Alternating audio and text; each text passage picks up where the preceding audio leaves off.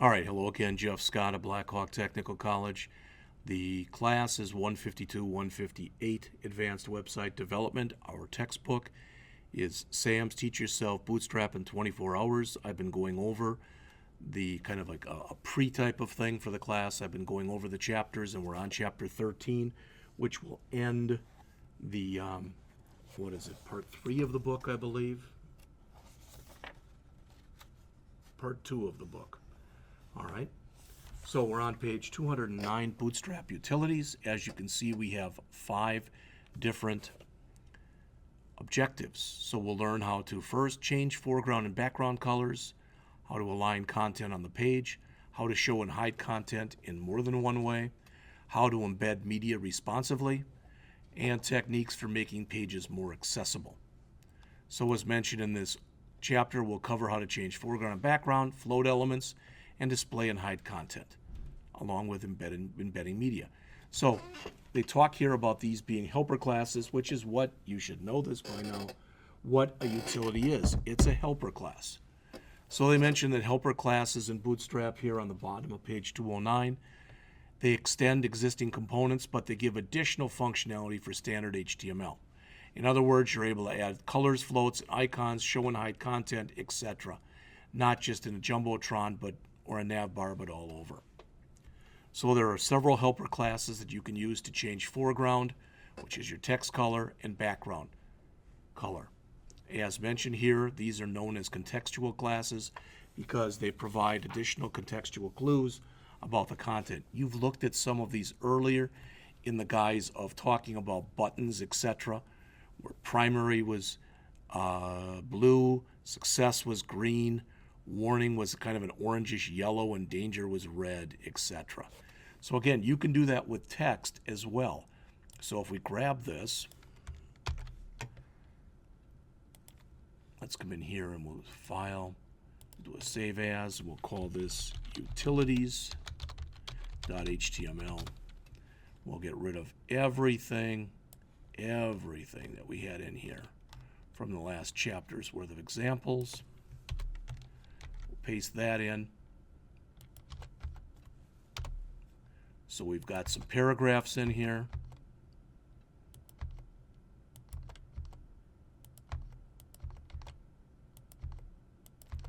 And again, the key thing to notice is this paragraph, the actual text that's in there and the color of that text.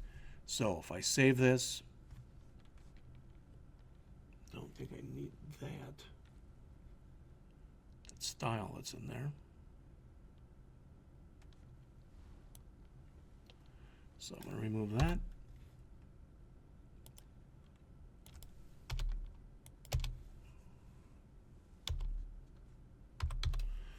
That should fix it up. Again, let's look at the text. There you go. So, muted, primary, which is blue, success, which is green, info, I'm not sure exactly what color that is, warning, which is kind of that yellowish, and red for danger. Now it's going to look different because again, you're putting that information in here and you're putting it in on text as opposed to putting it on graphical elements as we've looked at previously. All right. You can also use text classes to style links. You can style background colors. So you can see here the same colors that we looked at previously. The background colors are the colors that you see in here.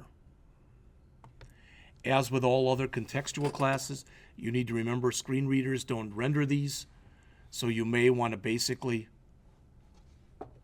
turn it off or provide some kind of an alternative as they show right here. All right, caution, CSS specificity can get in the way. Sometimes contextual classes can be overridden by CSS when they're more specific. The best solution is to surround the text with span tags, holding the text around there. All right, a little bit on icons here.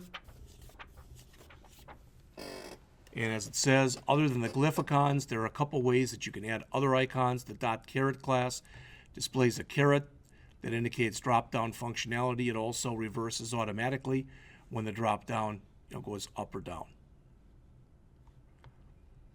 So there's it pointing down for a drop down, it pointing up for a drop up. Okay. All right. Layout classes, middle of page 213. There are a lot of ways you can adjust layout of web pages in Bootstrap. They help you float your content on the page and center certain elements, or even center an entire page. So in the example they have here, and I'm just going to pull all of it, grab it, put it in here. Sorry, I had the same problem I had before. All right, and we will again take this and comment it out. Oops, don't want to comment that on. Comment out the body tag. But we'll stop that right here. And we'll paste that in. And you'll see we're telling it we're doing a pull right on there. So let's go and run this and then take a look at it. Okay? So this is typically referred to as a call out type of thing. All right. And there it says Bootstrap allows you to easily convert a paragraph into a fancy looking pull quote. Okay?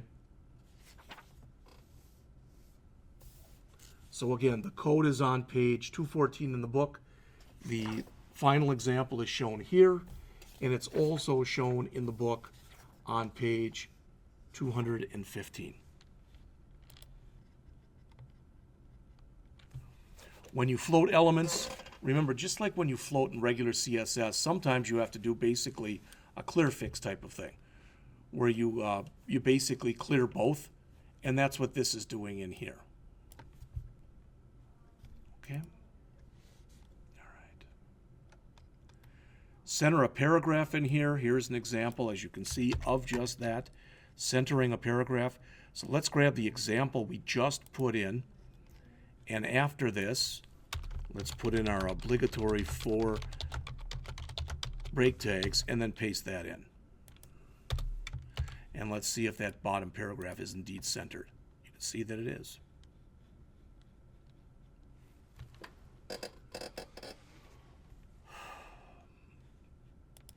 All right, displaying and hiding content, bottom of page 216 and going on to 217. Several helper classes are available if you want to display and hide content in different situations. 2 that help with accessibility are SR only and SR only focusable. SR only we've looked at earlier. As it says, it shows the enclosed content only to screen readers. So if we wanted to put some extra kind of thing in there, because if we were doing something that was maybe graphical in nature where somebody with a screen reader, that wouldn't benefit them at all, we can put different things in there instead. And the SR only focusable, we add that as it says if you needed to show the element again when it's focused on. Typically or particularly useful for keyboard only users. All right. Remember the chapter was entitled Bootstrap Utilities. So starting on the bottom of 217 and going on 217 and 218, as it says, they show some of the responsive utilities that are used in Bootstrap to allow you to show and hide content from specific devices depending upon media queries. So you can see these on page 218 and some more things on 219. Now, in between there, on the bottom of page 218, the author mentions right here, caution, your pages should use progressive enhancement. All right, we may or may not have talked about this term already, but it's one that's worth you learning. It says here, progressive enhancement is when you create a site that's mobile first and then enhanced for larger devices. This means that the all-important content is displayed to everyone, and then features that improve the site are added only to devices that handle them. It says you should be cautious about using responsive classes unless you absolutely need them, because they can make your site less progressively enhanced. So in other words, if something is only needed for, let's say, a desktop or a laptop, you should put it in the CSS or whatever, say that. And that's exactly what the author is saying in here. The last thing that's discussed in the chapter, just about the last thing, are print classes on page 219. The author mentions Bootstrap offers a few utility classes that can show and hide your content when it's printed. A couple things they mention here. There's no sense to print images when you're printing out a website because they just take up toner. Links aren't clickable on printouts, so there's no reason to do that. Navigation elements are not useful on printed web pages, so they should be hidden. Advertisement isn't useful, so it should be hidden. And you should include the site name, a logo, etc., because it looks a little bit more, both a little bit more professional and a little bit more like the site itself then. Responsive embed on the middle of page 220. Bootstrap provides classes that help embed videos and slideshows with dimensions based on the width of the container. And they show an example right here. We'll get into this in later chapters also. All right, finally with accessibility. We already mentioned this. Skip links. You may have to use more contrasting colors than are used in Bootstrap. So in other words, you may have to think outside of the box and actually use some stuff on your own in Bootstrap as opposed to using what gets provided for you automatically in Bootstrap. And what I mean by that is, for example, if we look at the stuff here, all right, take a look at the difference between this blue right here and when I highlight it, the ring you see around it. Much more contrast in there. And you may have to do that because you may have to set up a site where you know that several of the people looking at it may indeed be colorblind or partially colorblind. All right, the Q&A on 223 and 224. It seems like you say we shouldn't use the responsive utility classes, but why would Bootstrap have them if they're not a good idea? All right, it says, although best practices indicate that pages should be designed mobile first, not all designers want to or need to do those things. The author's recommendation there is that you use these responsive classes sparingly. But if you do need to use them, all right, then use them. Second, why are so many contextual classes? Why are there so many contextual classes? And the author says it seems like it should be possible to have just one, but Bootstrap developers basically decided we're gonna break that up into different contextual classes based on what they consider to be average needs for users. All right. The accessibility guidelines seem like a big hassle. Are they really that important? They are for some sites. And again, the more public the site is, the more chances you're going to need accessibility guidelines. All right, the quiz on 224, 225, and 226. A helper class that changes text color is called C, a contextual class. Number 2, what happens when you use a class from question 1 to change the color of a link? The answer is B, the link changes color and gets a darker color on the hover. Number 3, true or false? You do not need to do anything to make an element accessible beyond adding a class. The answer is false. You need to add more information for assistive technology.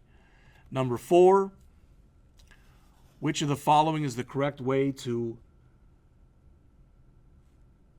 add a close icon? The answer is A.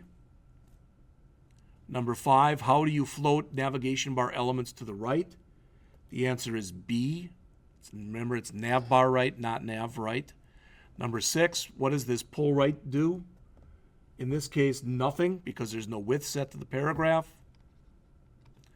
Number 7, which of the following is a valid way to remove content from the flow with Bootstrap? B, dot hidden. Number 8, how could you hide an element from only very small mobile devices? The answer is B, dot hidden slash XS for extra small. Number 9, why would you hide content from a printout? The answer is all of the above. Reduce the amount of ink or toner, remove elements that don't work in print, remove advertising, etc. that don't make sense to use. Number 10, which of the following is not an accessibility issue? The answer is A, blurry images are harder to understand. When we come back again, we'll go into part 3, the Bootstrap Java plugins, and we'll begin with Chapter 14, using Bootstrap JavaScript plugins.